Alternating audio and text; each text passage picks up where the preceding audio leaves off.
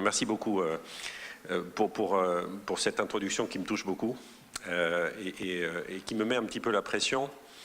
Je ne sais toujours pas pourquoi j'ai accepté de faire cette conférence sur ce titre-là.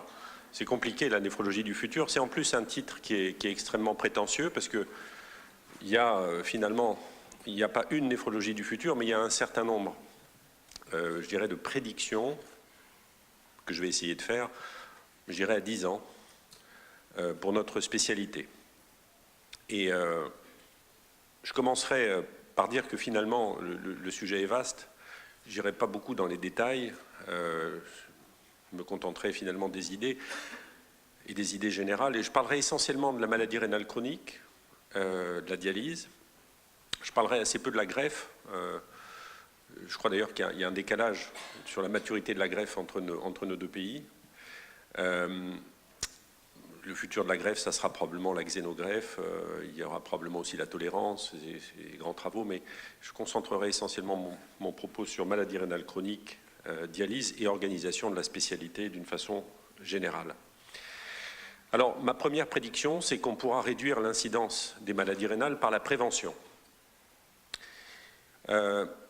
Premièrement, par le dépistage précoce. Alors, on sait que le dépistage de maladies rénales chroniques dans la population générale, ce n'est pas efficient. Et ça ne sera jamais. On nous conseille, dans les livres, de s'atteler à des caractéristiques cliniques, tous les gens finalement qui sont malades, diabète, maladie coronaire, uropathie, ou des caractéristiques socio-démographiques. Quand on lit tout ça, ça fait beaucoup d'éléments qui pourraient amener au dépistage des maladies rénales chroniques. Et en fait, dans 10 ans, quand on aura bien regardé ce que disent les bases de données, on ne dira plus qu'une chose. Le principal facteur de risque d'une maladie rénale chronique, terminale, c'est le code postal de l'individu, là où il habite, son niveau socio-économique. En France, c'est ça. Mais c'est politiquement incorrect de le dire, et je le dis aujourd'hui. Donc les conditions socio-économiques précaires, c'est là qu'il faut aller faire du dépistage. Et ces gens-là sont bien souvent en dehors du champ du médecin généraliste. Le deuxième élément pour réduire l'incidence des maladies rénales, c'est la gestion des grands facteurs de risque dans la population générale. Et là, c'est de l'argent public qui sera investi dans des plans. Alors, on va demander aux gens de perdre du poids, on va taxer le sucre, notamment au Maroc. On va leur dire de faire de l'exercice, de faire du sport. On va demander de contrôler la pression artérielle, mais tout ça, c'est très compliqué. Ce qui marchera le mieux, c'est l'alimentation. C'est là qu'il faut investir de l'argent public. Il va falloir faire de la publicité pour le régime méditerranéen. Vous voyez ici cette courbe, extraite de cet article espagnol du New England il y a quelques années. La réduction incroyable de morbimortalité grâce au régime méditerranéen, c'est plus fort que les médicaments, moins 30% sur les événements durs en cardiovasculaire, plus fort que les médicaments. Donc la publicité pour le régime méditerranéen. Et la deuxième chose qu'on dira dans 10 ans, on commence à le dire aujourd'hui, c'est qu'il faut arrêter de manger de la viande rouge. Arrêter de manger de la viande rouge. Dans toutes les bases de données, le big data, c'est l'élément alimentaire qui clignote pour les maladies cardiovasculaires, le diabète, l'Alzheimer et les maladies rénales chroniques parvenues au stade terminal. Malgré tout, je dis ça, je n'arrive pas à arrêter le bœuf, personnellement, voilà. Mais j'y arrive progressivement. Troisièmement, il y aura la question, pour réduire l'incidence des maladies rénales, de l'environnement. Ça, c'est un défi. C'est un défi parce que nous sommes, au Maroc, en France, entourés de pesticides, de produits phytosanitaires. Il y a aussi des métaux lourds, de la pollution atmosphérique. Et ça, ces choses-là, le diesel, ça fera plaisir à personne parce qu'il y a beaucoup d'argent derrière tout ça. Il va falloir que là, je dirais, les citoyens se réveillent et obligent les politiques à avoir une action sur l'environnement. Il y aura forcément un impact en cancérologie, en maladies cardiovasculaires et en néphrologie.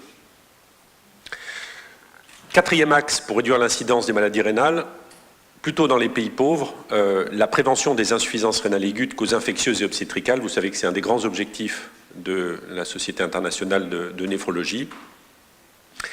Et puis, cinquième axe, et c'est plutôt pour les pays riches, la génétique. Et là, je montre une chose.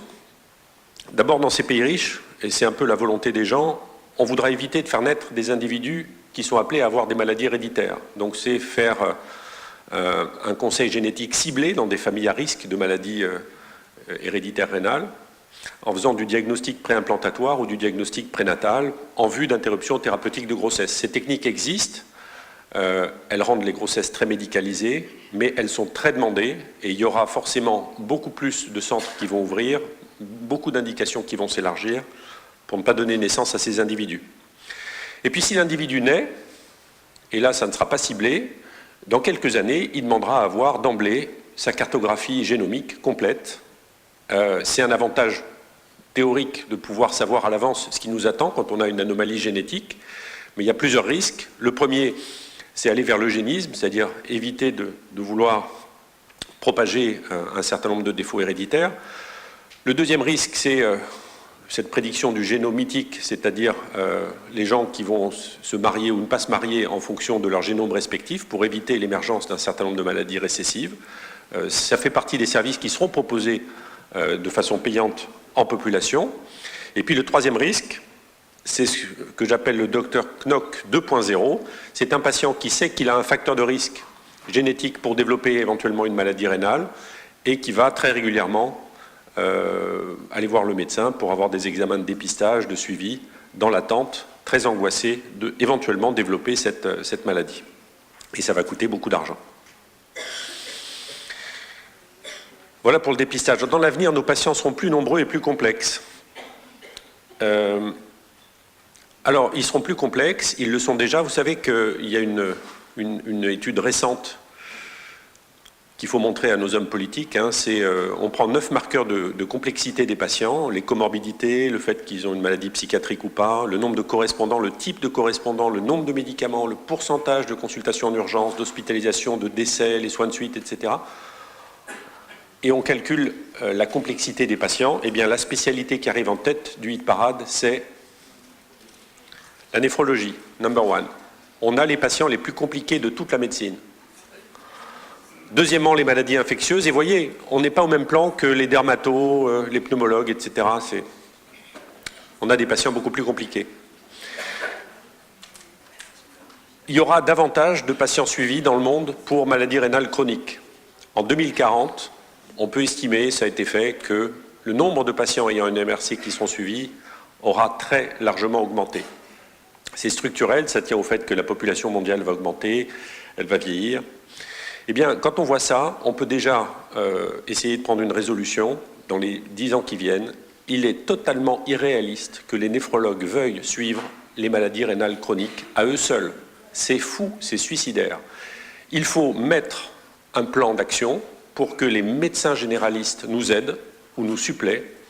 Et il faut mettre en œuvre des programmes de télémédecine efficients. Les néphrologues ne pourront pas gérer toutes les maladies rénales chroniques. Il y aura aussi plus de patients dialysés. Alors dans les pays riches, c'est structurel là aussi, c'est inévitable, la population va augmenter, elle va vieillir, donc il y aura plus de patients dialysés, plus de patients prévalents. En revanche, il y aura une diminution de l'incidence de l'insuffisance rénale terminale par million d'habitants. Et ça a déjà été observé aux États-Unis. Vous voyez au bout de cette petite flèche bleue, en quelques années, on a réussi à diminuer de quelques pourcents l'incidence par million d'habitants des maladies rénales aux États-Unis. En particulier, c'est ce que montrent les diagrammes, chez des patients qui sont à risque, afro-américains, indiens, hispaniques, grâce à une meilleure prévention, une meilleure prise en charge. Dans les pays riches, dans 10 ans, on arrêtera de faire n'importe quoi avec les patients les plus âgés. Vous voyez, au bout de cette flèche rouge, c'est les patients les plus âgés qui ont eu l'augmentation la plus impressionnante de prévalence de l'insuffisance rénale dialysée dans nos pays. Aujourd'hui, en France, un quart des patients hémodialysés ont plus de 80 ans. Un quart, plus de 80 ans. Grand âge, isolement, comorbidité, troubles cognitifs. Et c'est vrai que de temps en temps, en prenant un peu de recul, on a fait un petit peu n'importe quoi. Vous y serez probablement amenés dans les années qui viennent. Aujourd'hui, il y a un mouvement de recul général. Dans la population générale, commence à s'installer l'idée. Vous voyez cet article du New York Times qui a fait beaucoup de bruit. La dialyse, c'est le mode de vie d'un certain nombre de gens très âgés. Peut-être, ce n'est pas une bonne idée. Et donc, cette idée fait son chemin. Beaucoup de patients âgés renonceront au traitement, fût-il dans leur cas. Dans les pays pauvres, il y aura aussi beaucoup plus de patients dialysés, et pour plusieurs raisons. Alors vous voyez aujourd'hui, je dirais aujourd'hui en gros en 2010 et depuis 2010, sur cet histogramme, vous voyez que quasiment 93% des gens qui sont dialysés sur la planète sont des patients qui viennent des pays riches. Et dans les années qui viennent, ce qu'on appelle ici le RRT gap, je ne sais pas si j'ai une flèche, bon, bref, les pays pauvres vont faire leur retard, et en particulier l'Asie, la Chine. Les gens vont massivement arriver en dialyse dans ces pays parce que les techniques vont être accessibles et vont être remboursées. Donc, on va passer à plusieurs millions de patients dialysés dans le monde, essentiellement du fait de l'Asie.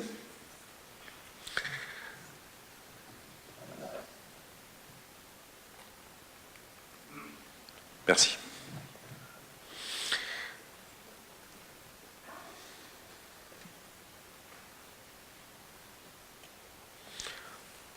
Alors là, ça passe plus. Les diapositives ne passent plus.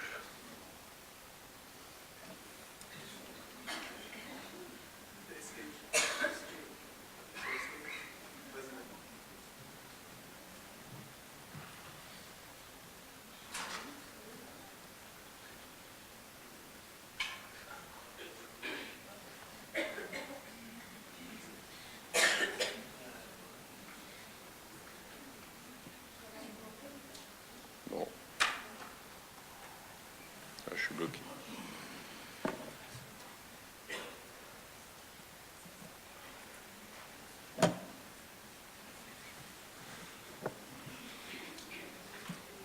Dans 10 ans, on aura une informatique infaillible.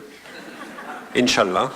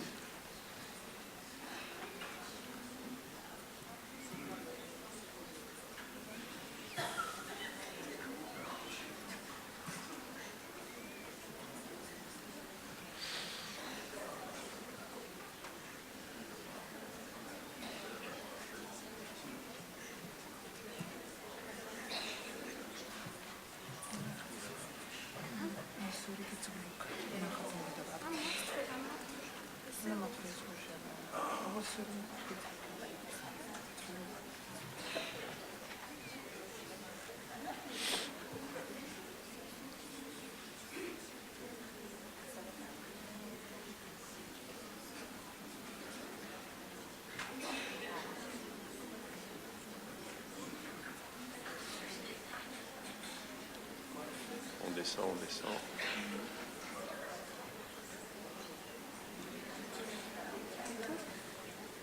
On va aller sur le...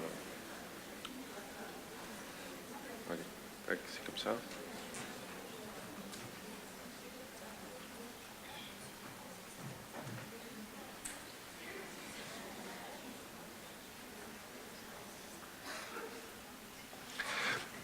Bien, donc il y aura plus de patients dialysés dans les pays pauvres. Une deuxième raison, c'est que dans ces pays, il y aura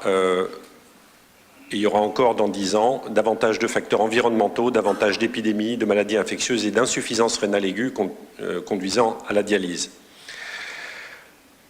Autre prédiction, dans 10 ans, on fera peut-être presque plus de biopsies rénales pour diagnostiquer les maladies rénales. Et d'ailleurs, à cet égard, il suffit de regarder ce qui se fait dans d'autres spécialités. En hépatologie, on fait très peu de biopsies rénales, de biopsies hépatiques aujourd'hui. On fait des sérologies, on fait des fibrotests.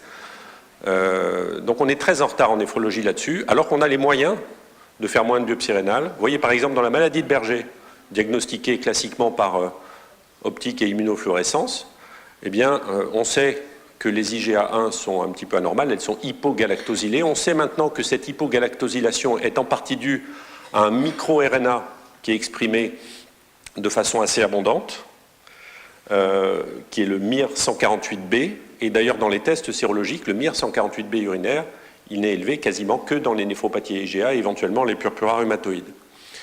Eh bien, dans quelques années, il suffit de mettre les tests dans le commerce. On pourra faire un diagnostic de maladie de Berger avec le MIR148B pour la partie diagnostique, le P3NP pour la partie fibrose, et puis pour la partie inflammatoire, fraîche, interleukine 8, TNF, etc. Dans la glomérulonéphrite extramembraneuse, quand vous avez aujourd'hui, c'est cet récent article dans Kidney International, l'expérience de la Mayo Clinic, quand vous avez des anticorps anti-PLA2R positifs, dans une néphropathie par exemple avec syndrome néphrotique, et que la fonction rénale est normale, la biopsie rénale ne vous apporte rien.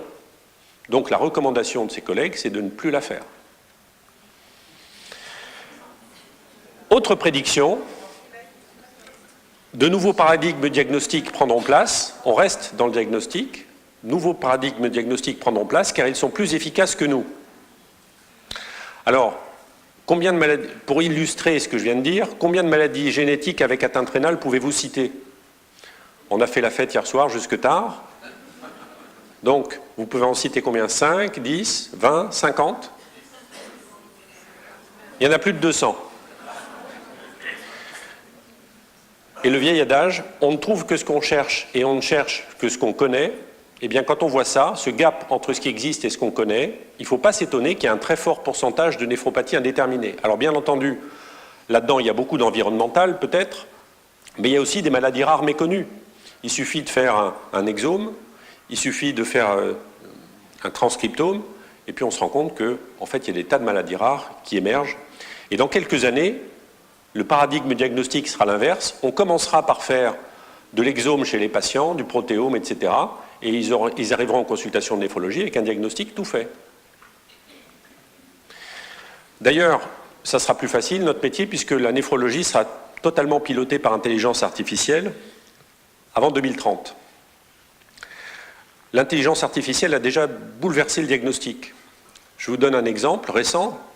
Cette patiente qui a 45 ans, qui est venue me voir en me disant « Ah, vous êtes le spécialiste des maladies kystiques rénales, alors je voudrais votre avis. Vous voyez, j'ai des kystes, et vous voyez ces kystes sur cette IRM. Alors, moi, j'ai regardé ces kystes et je lui ai dit « Chère madame, ça n'est pas une polykystose dominante, ça n'y ressemble pas. » Elle me dit « Mais alors, qu'est-ce que c'est ?» Je lui ai dit « Écoutez, je ne sais pas, mais c'est pas très grave parce que vous avez une fonction rénale qui est normale, vous êtes normotendu, il n'y a pas d'histoire particulière dans votre famille, donc considérez ça comme des petits trucs qui sont insignifiants. Madame, vous n'avez rien, je vous rassure, au revoir. » Elle dit « Mais attendez, vous me dites que j'ai rien, mais moi je suis malade. Je ne vais pas bien. » Et puis là, elle commence à me raconter sa vie. Et vous savez, à ce moment-là, on se met en mode automatique, on ferme les oreilles, etc. Qu'est-ce qu'elle me raconte? Mais vous allez voir l'histoire. Elle me raconte ce qu'on craint, parce que là, la consultation s'allonge. Elle dit, vous savez, je suis fatigué, d'ailleurs, je ne peux plus travailler, j'ai des migraines, j'ai mal partout, j'ai des contractures, 2-3 fois par semaine, j'ai de la fièvre. Je lui dis, mais madame, vous avez 39 de fièvre, vous plaisantez, vous avez une CRP normale. J'ai du mal à digérer, j'ai un reflux, puis d'ailleurs, je me cogne partout, je lâche des objets, j'ai des fourmillements, et je lui dis, pour faire pipi, oh là là, c'est très compliqué. Bon. Et puis je vois qu'elle a déjà vu des confrères estimables, des internistes parisiens de grand renom, et tous voulaient l'envoyer voir un psychiatre. Bon, moi, je n'ai pas abondé dans ce sens-là, parce que je voulais rester en bon terme avec elle et pas perdre 5 minutes de plus. Donc voilà, je la pousse jusqu'à la sortie de mon bureau, et puis elle revient me voir, quelques temps après, quelques mois après, « Bonjour, docteur Joly, je reviens car j'ai fait mon diagnostic en mettant tous mes symptômes dans Google. Je suis tombé sur un document qui décrit cette maladie, c'est comme si on parlait de moi. » Ah, asseyez-vous, je me dis, ça y est, je vais reprendre une couche. Du coup, docteur, j'ai pris rendez-vous avec le spécialiste de cette maladie, votre confrère, je le cite, le professeur Amonet à l'Hôtel-Dieu, il a confirmé que j'ai un syndrome de Ehlers-Danlos de type hypermobile dans une forme typique. Quand même, docteur, 20 ans de retard pour ce diagnostic. Alors c'est vrai que je ne connais pas très bien cette maladie, j'ai lu ensuite, j'ai même rencontré le professeur Amonet. Elle a un syndrome d'Ehlers-Danlos qui explique tout ce qu'elle a. D'ailleurs, elle est traitée depuis. Et ça explique aussi ses kystes. Dans les kystes rénaux de cause rare, vous trouverez le syndrome d'Ehlers-Danlos. Donc j'ai appris quelque chose grâce à Google. Alors, le match homme contre machine, il a été fait en dermatologie, probablement un des plus beaux papiers actuels. Le match, 58 dermatologues, et des bons, hein, de 17 pays différents, contre un système d'intelligence artificielle avec un algorithme de vision artificielle. Et la question était de savoir qui gagne le match pour le pourcentage de détection de mélanome.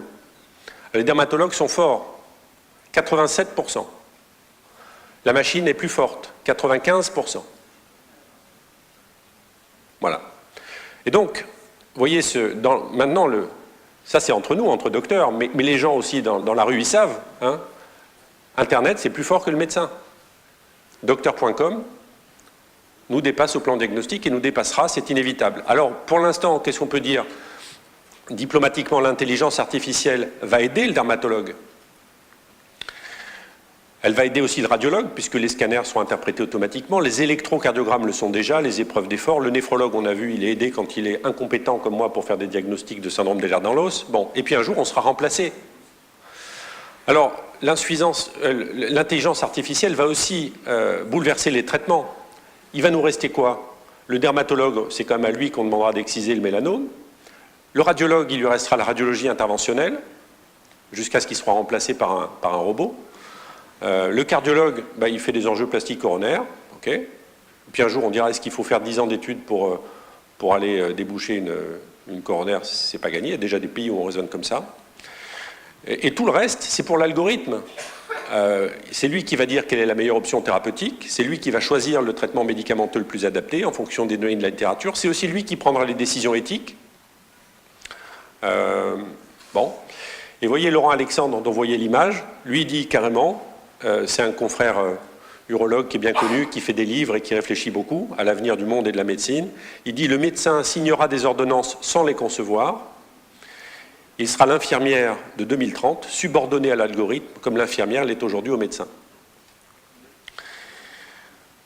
Alors, même si l'intelligence artificielle fera tout, et nous en serons les instruments, dans l'avenir, on ralentira mieux la progression.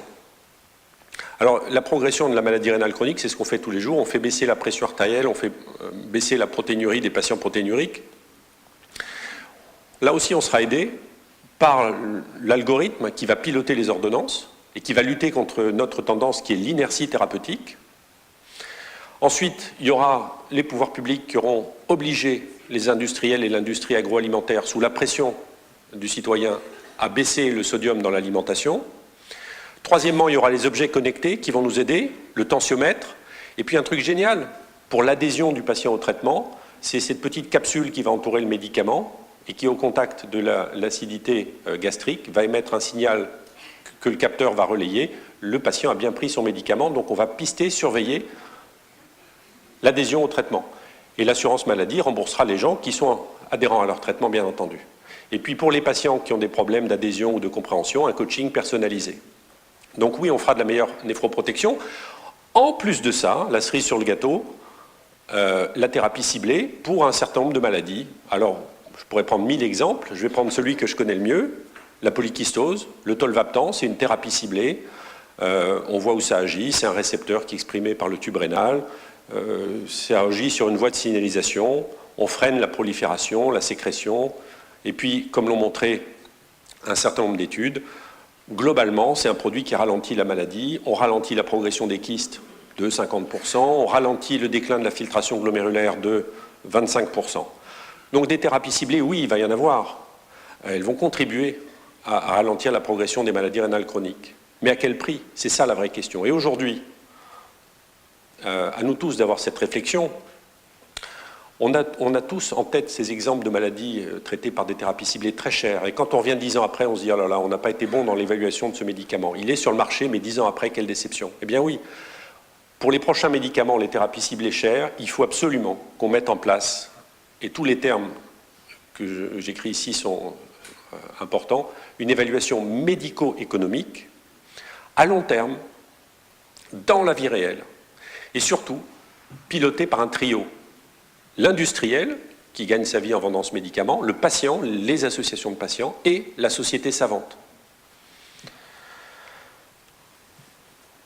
L'hémodialyse va prochainement connaître des révolutions. Alors, il y a effectivement un certain nombre de progrès, nous en vivons. Il y a des progrès cliniques, des progrès techniques. Les progrès cliniques que je trouve les plus importants, c'est qu'on a enfin compris qu'il était important de se préoccuper de la fonction rénale résiduelle des patients hémodialysés, leur état nutritionnel, et les progrès techniques, évidemment, ça nous occupe. On bricole un petit peu autour de ça. Donc on a des membranes performantes, ça a été une bonne évolution. Il y a l'HDF, la dialyse quotidienne courte, l'hémodialyse nocturne. Bon, alors l'HDF se développe, mais quand on regarde la littérature, le niveau de preuve, il est ce qu'il est. Il y a des gens qui sont très convaincus, d'autres moyennement, d'autres pas du tout. Est-ce que ces progrès de l'hémodialyse ont révolutionné la vie des patients, leur survie, etc. La réponse est probablement non. Et donc on attend une vraie révolution dans le domaine de l'hémodialyse. Il y a la miniaturisation qui est en cours, les appareils portables à portée de main avec un certain nombre, je les ai cités, de sociétés qui sont sur les rangs. Et puis en fait la vraie question des patients, c'est, et docteur, quand est-ce qu'on a ce rein bioartificiel implantable? Voilà, c'est ça la vraie question. Je vous invite à lire cette revue générale publiée récemment par des collègues néerlandais sur le sujet, la création du rein bioartificiel. Alors moi, quand les patients me posent la question, je leur dis le rein bioartificiel, il existe déjà. Celui qui a été testé, c'est le rein bioartificiel complémentaire, celui qui est en aval, en série d'un hémofiltre. Alors l'hémofiltre, c'est un peu comme un glomérule, ça laisse passer beaucoup de choses, et puis ensuite, le rein bioartificiel, c'est un peu comme un tubule, il y a des cellules qui jouent un rôle compensateur. Alors ces modèles existent, alors ça a été testé, il se passe des choses, dans l'insuffisance rénale aiguë, il y a des papiers, et puis en fait c'est compliqué parce que il y a la source des cellules tubulaires qui tapissent ces membranes, il y a le stockage de ces cellules et de ces filtres qui est extrêmement compliqué, et pour ces raisons-là, finalement, ça a un petit peu fait long feu le modèle économique. Celui qu'on attend en réalité, c'est le rein bioartificiel implantable. Et il y a plusieurs équipes qui collaborent sur le sujet, notamment aux États-Unis. C'est une fusée à 2 étages, une sorte d'hémofiltre avec un bioréacteur cellulaire en aval. On est basé sur des nanotechnologies. Clairement, quand on voit le développement de ça, alors on teste ça sur les chiens, on teste ça sur des grands animaux, le passage à l'homme, il y a des tas de volontaires, il paraît qu'ils sont dans les starting blocks, mais ils savent déjà qu'ils vont avoir 2 difficultés majeures. La première, c'est la coagulation, ça va s'encrasser, comme les membranes, donc il faut anticoaguler, est-ce qu'il va falloir changer, réopérer, combien de fois par an, par mois, je ne sais pas. Ça va être un gros problème, c'est de la mécanique des fluides, la coagulation. Et le deuxième problème, c'est que oui, le rein, son principal métier, c'est de réabsorber de l'eau quand même. Et là, ça va être difficile. Il n'y a pas de médulaire, il n'y a pas de gradient de concentration, il n'y a pas beaucoup d'aquaporine dans le système. Et donc, il va y avoir de la filtration, mais il va passer à peu près 15 litres dans la vessie, qu'il va falloir aussi boire. Donc ça va être pas simple à vivre pour les patients, le rein bioartificiel implantable en l'état actuel des connaissances.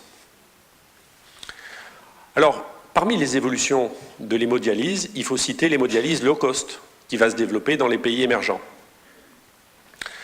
Je rends ici hommage au professeur Nkaman, qui est décédé il y a un peu plus d'1 an. J'ai eu la chance de le connaître et de l'apprécier et de l'admirer. Il était le chef du département hémodialyse à Necker. Les membranes de perméabilité dans l'histoire de la néphrologie, c'est lui. C'est un fervent défenseur de l'hémodialyse quotidienne courte. C'est un monsieur assez génial. Il est décédé, son dernier travail, et Malik Touam le présentera aux prochaines actualités néphrologiques de l'hôpital Necker dans les semaines qui viennent, fin mai.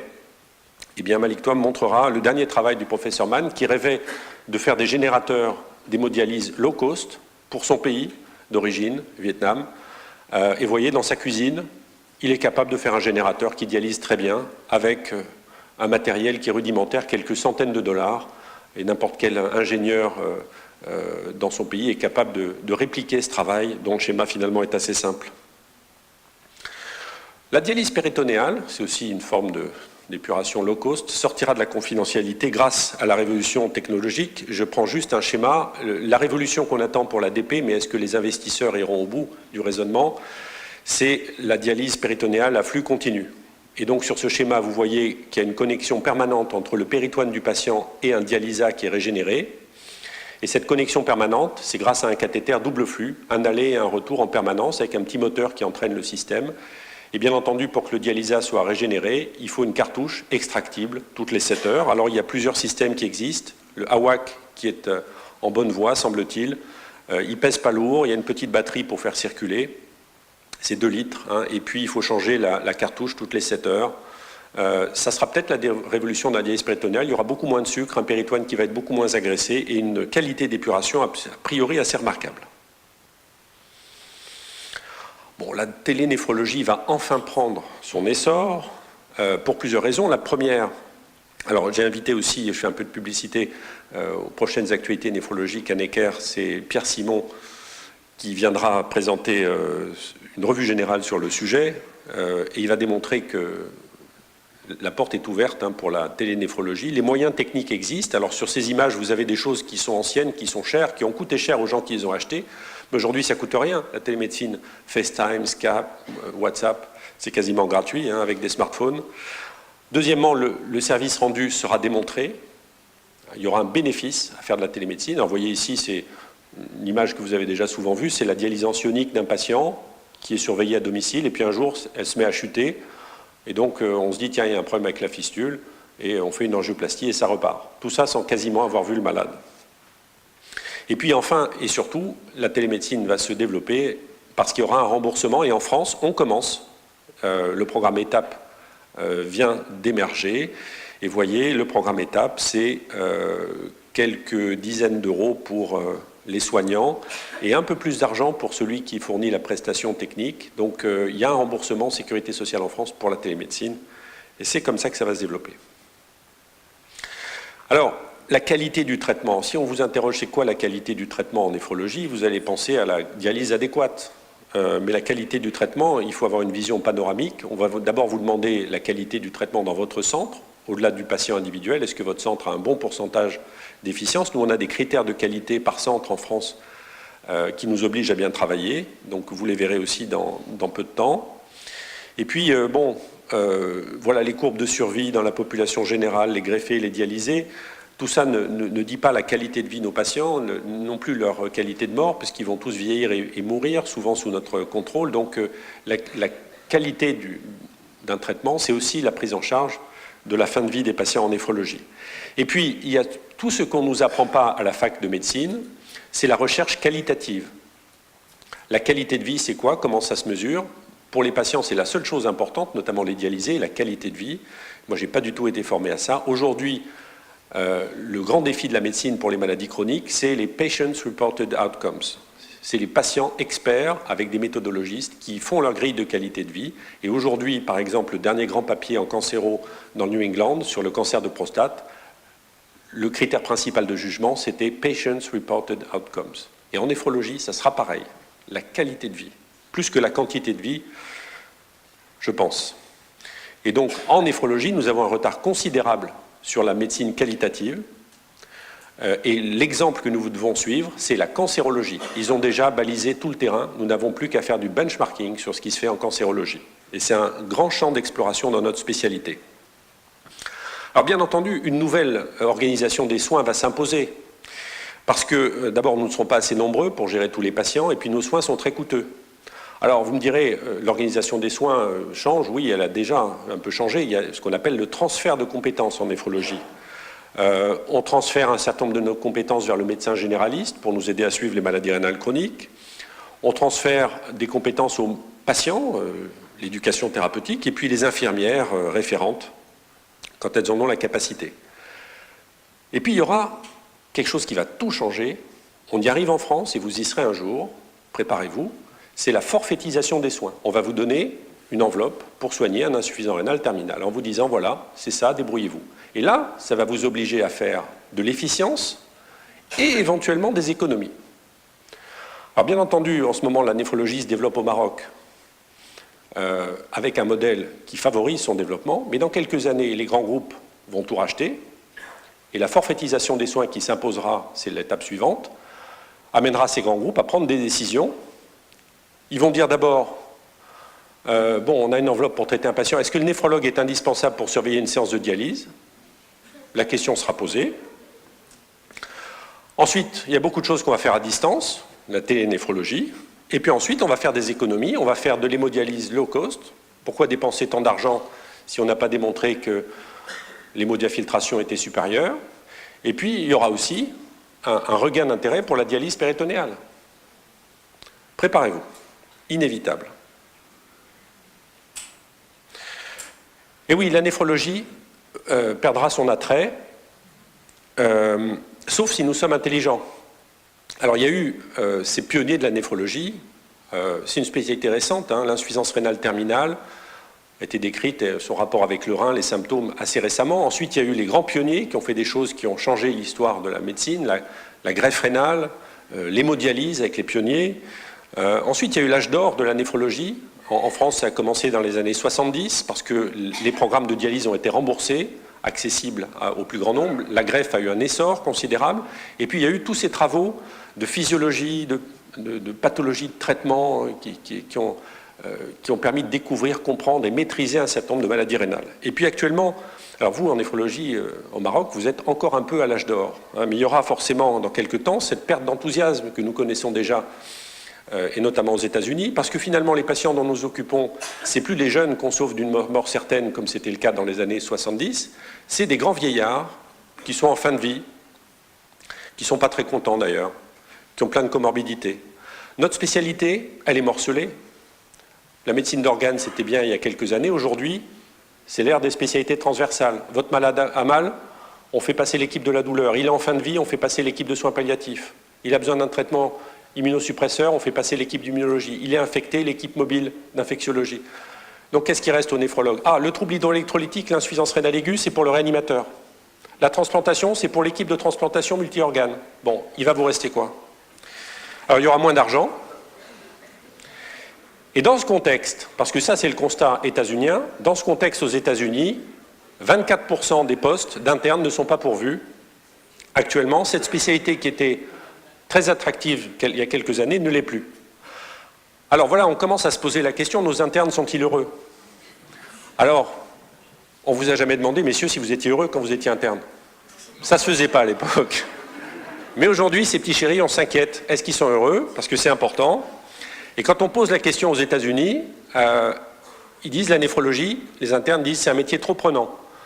Il n'y en a que 45% qui sont bien avec ce métier, les autres c'est moyen ou pas bien. L'équilibre vie-travail, métier trop prenant, voilà ce qu'ils disent. Un métier moins varié que promis. Oh là là, on fait de la dialyse et de la maladie rénale chronique. Et tout le reste qui nous a fait choisir ces spécialités, c'est epsilon.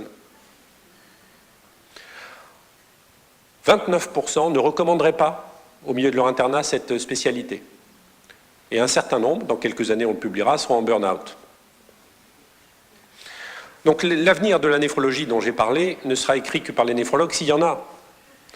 Et vous avez des commentaires dans les journaux, alors ce n'est pas les articles qu'on lit, hein, mais on les trouve. Hein. Aux États-Unis, ils sont effrayés. Où est la relève? Alors, moi j'ai envie de leur dire, faites comme nous. Hein, nous, on a un sketch. Venez dans mon service les jeunes, c'est super la néphro. On vend l'appartement témoin, on fait miroiter la médecine interne. Bon, ça marche encore, mais il faut être honnête. La néphrologie peut être sauvée, malgré tout ce que je dis. C'est un véritable topo de dépressif, hein, je suis désolé. La néphrologie peut être sauvée grâce aux patients. Je crois que c'est le plus important. Alors bien entendu, les patients, on les aime, on a de l'empathie pour eux. J'ai lu le livre d'Intisar, Si Dieu nous prête vie, j'ai adoré, parce que moi je suis comme ça, je suis devenu empathique, j'aime mes patients. Voilà. J'étais moins comme ça il y a quelques années. Et puis c'est vrai, on a des bons rapports avec ces patients qui sont dans les associations classiques. Ils ont aidé à financer la recherche, ils organisent des réseaux d'experts, ils font de l'information, du soutien pour les nouveaux patients, ils aident pour recruter dans le cadre d'études. Mais préparez-vous aux associations moins classiques de patients, les pas contents. Nous, on les a, c'est nos gilets jaunes. Rénalou, 6000 patients, insuffisants rénaux, qui ne sont pas contents, qui le disent haut et fort, qui l'écrivent, et qui nous rendent très impopulaires en France. Mon fils qui me dit, mais papa, dis donc, on parle de toi dans le monde, là, regarde, là, oh là là, c'est ça ton boulot? La dialyse est une prison, allégeons les peines. Vous lisez l'article, vous n'avez pas envie d'être néphrologue. Hein. La greffe de rein, 1 à 5 ans d'attente. Inégalité pour la répartition des greffons. Donc ils écrivent dans les grands journaux, ils secouent un petit peu. Et là, c'était le pompon, ça c'était dans Le Parisien, un journal très lu, double page sur le business de la néphrologie, les néphrologues qui s'enrichissent. Le rein, un organe en or, point d'interrogation. Ça a fait du bruit. Hein. Moi, je lisais ça au café, et le gars me dit, docteur, vous payez avec un lingot?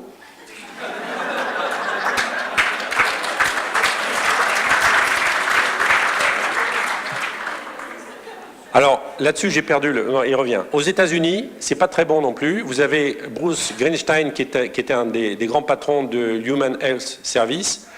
Lui, il n'était pas content des néphrologues et de la dialyse. Il disait en gros, ça n'a connu aucune amélioration depuis 50 ans, contrairement à la cancérologie et la cardiologie. Ma mère est morte en 2017 après 14 ans de dialyse. Son traitement a été exactement identique entre le premier et le dernier jour. Le tout pour un coût qui est supérieur à celui du budget de la NASA. Donc ça sent pas bon pour les néphrologues en France, aux États-Unis. Je ne sais pas chez vous, hein, j'espère que tout va bien. Et donc, les patients, vous avez vu le rôle qu'ils jouent, hein. Les patients, ils nous ont réveillés, ils nous ont secoués. L'impulsion, elle vient d'eux, et elle est salutaire. Moi, Renalou, finalement, je les remercie. Ils vont servir à quelque chose. Et une fois qu'on sera réveillé, on comprendra qu'on ne sauvera notre spécialité que si on fait de la recherche et des progrès, des vrais progrès. Pas les progrès qui nous tombent des industriels, qui ne sont pas nos amis. Alors on part de loin, parce que vous voyez la flèche bleue en bas, c'est le nombre d'essais randomisés contrôlés en néphrologie. On est les derniers de la classe, comparativement à toutes les spécialités. En médecine translationnelle, les publications dans JCI, Journal of Clinical Investigation, on est en chute libre depuis les années 80. Voilà, on vit sur le glorieux passé. Ce n'est pas suffisant. Aux États-Unis, les grands financements, le HERO1, qui permet de financer une équipe de recherche, s'obtiennent en moyenne à 45 ans. C'est de plus en plus âgé. Le taux de réussite pour une obtention d'un HERO1, c'est 17%. C'est très bas. Ça décourage de faire de la recherche en néphrologie, c'est compliqué. Et vous voyez, les grands sujets en néphrologie, la révolution, c'est quoi? C'est éditer le génome embryonnaire et le corriger, les fameux reins xénogéniques humanisés, immunologiquement tolérants, le rein développé à partir de progéniteurs, les néphrons régénérés, j'ai cité le rein artificiel implantable, moduler l'auto-immunité avec des nanoparticules et des antigènes. Tout ça va coûter extrêmement cher. Et nous, qu'est-ce que nous faisons? Très contents de nous, d'ailleurs, on distribue des bourses de recherche de 10 000 euros, 15 000 euros. Où on va avec ça? On ne fait même pas de l'épidémiologie. Bon. Alors, bon, il y a des gens qui font un peu mieux. KidneyX, Fonds pour l'innovation en partenariat public-privé, gouvernement américain ASN, pour développer des technologies de rupture en néphrologie. Ils ont mis quelques millions d'euros sur la table pour la recherche en néphrologie. C'est les plus gros financements disponibles à ce jour, et ça vient de commencer. Ma dernière diapo, la néphrologie est une spécialité qui est jeune, mais qui est déjà, me semble-t-il, soyons lucides, menacée. Mais l'avantage, c'est qu'elle n'a pas connu sa révolution, et donc le meilleur potentiellement reste à venir. À quelques conditions. D'abord, il faut faire de ces... Ne faites pas l'erreur qu'on a fait en France avec Renalou, faites de vos patients vos alliés, utilisez-les, travaillez avec eux dans la même direction, impliquez les médecins généralistes dans la maladie rénale chronique, sinon vous serez englués là-dedans, ça n'a pas de sens. Contribuer et vivre avec l'intelligence artificielle, travailler, ce n'est pas le boulot de tout le monde, mais avec les financeurs, les politiques, main dans la main. Il ne faut rien attendre d'eux, c'est vous qui leur donnerez les idées. Et puis, il faut que tous les néphrologues, il ne faut pas se sous-estimer, tous les néphrologues soient impliqués dans la recherche. Alors bien entendu, par la recherche fondamentale. Quand on est dans un centre d'hémodialyse, qu'on est libéral au fond du Maroc, on peut faire de la recherche. On peut contribuer à la recherche par de l'épidémiologie, par de la recherche qualitative. Il ne faut pas sous-estimer, on peut le faire, et c'est très important.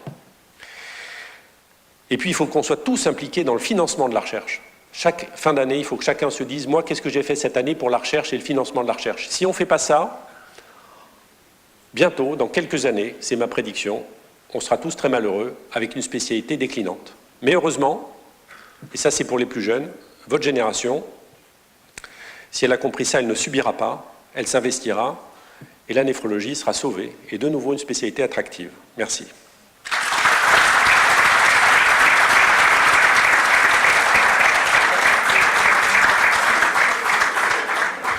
Merci beaucoup Dominique pour sa superbe conférence. Nous avions commencé, je crois, il y a une année sur une invitation du Club des jeunes néphrologues, je pense à Casablanca, ce débat qui avait déjà, il y a une petite année, secoué un peu la communauté néphrologique. Merci de nous ouvrir les yeux à nous tous, mais aussi de nous donner l'espoir, de nous faire, de nous montrer la piste. Et effectivement, on a absolument besoin de se réveiller parce que les choses sont en train extrêmement de s'accélérer. Et merci d'avoir partagé cette réflexion avec nous. Et pour te remercier, l'Institut marocain de néphrologie souhaite vous remettre un petit diplôme de reconnaissance. Rien que de mieux qu'un élève de Necker pour le faire, donc professeur Boucar Diouf de Dakar. Voilà. Merci.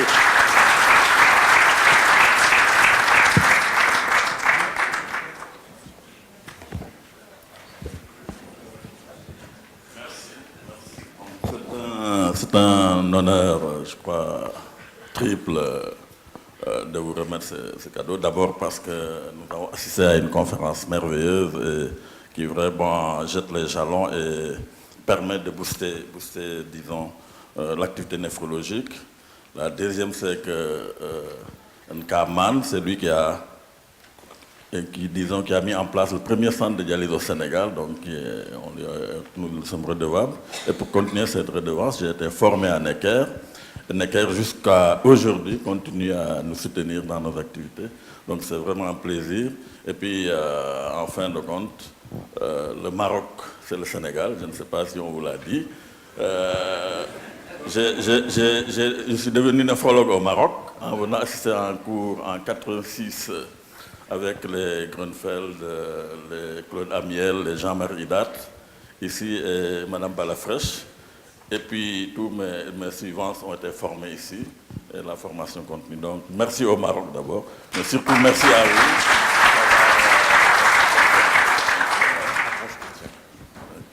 Donc merci à vous dans cette conférence jolie et de continuer à aider l'Afrique à se développer.